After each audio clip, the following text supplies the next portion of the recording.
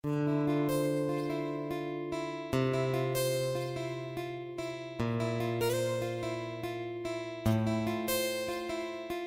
Everyone, তোমরা সবাই কেমন আছো? আশা করি তোমরা খুব ভালো আছো। আমিও খুব ভালো আছি। আমার নতুন একটা ভিডিওতে তোমাদের অনেকটা স্বাগত আর ভালোবাসা জানিয়ে আজকের ব্লগটা স্টার্ট করছি।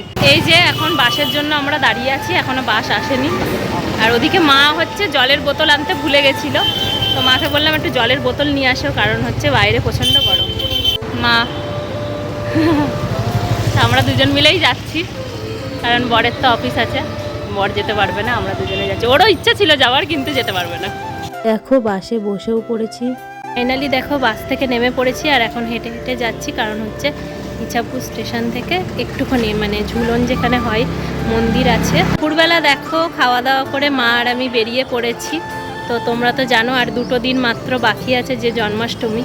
তো গোপুসোনাদের জন্য এখনও কিছু কেনাকাটা করা হয়নি, তো ভাবলাম আজকে বেলায় একটু কেনাকাটা করে চলে আসি, কারণ হচ্ছে সন্ধ্যের পরে প্রচণ্ড ভিড় হয়ে যায়। আর আমাদের এখানে একটুখানি ঝুলন হচ্ছে, তো আমি কোনোদিনও যাইনি, তো মা বললো চ তোকে ঘুরিয়ে আনি। তো ঝুলনের মেলা দেখেও আসবো আর তোমাদের সাথেও শেয়ার করবো। ওদের জন্য মানে অপুদেরকে ভেবেছিলাম নিয়ে আসবো, কিন্তু মেঘ করেছে, তো সেই কারণে আর নিয়ে আসলাম না। কারণ জানি না বৃষ্টি আসবে কি না, না আসলেই ভালো হয়, কারণ হচ্ছে বাইরে বেরোলে না বৃষ্টি হলে ঠিক ভালো লাগে না।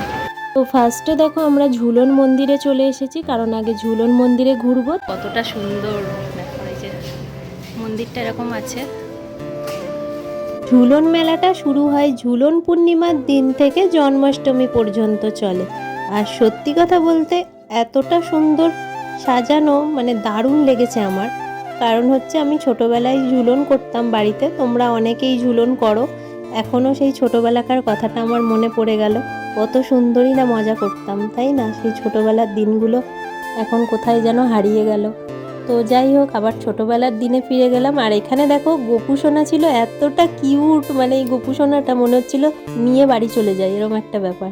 আর জানো তো, গোপুসোনার সাথে যখন কথা বলছিলাম তখন মনে হচ্ছিল গোপুসোনাও আমার সাথে কথা বলছে।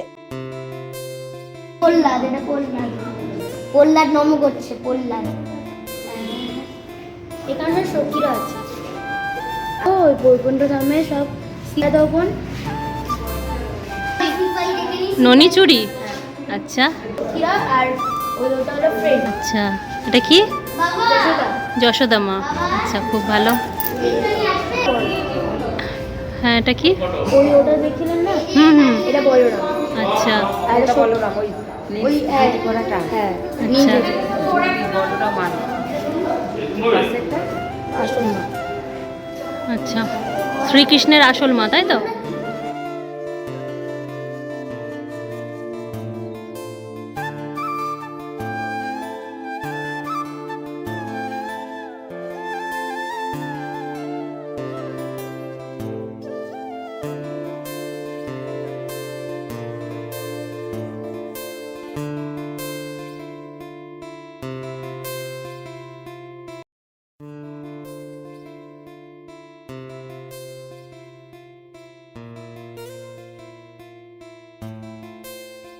ঝুলন দেখে চলে আসলাম মেলাতে।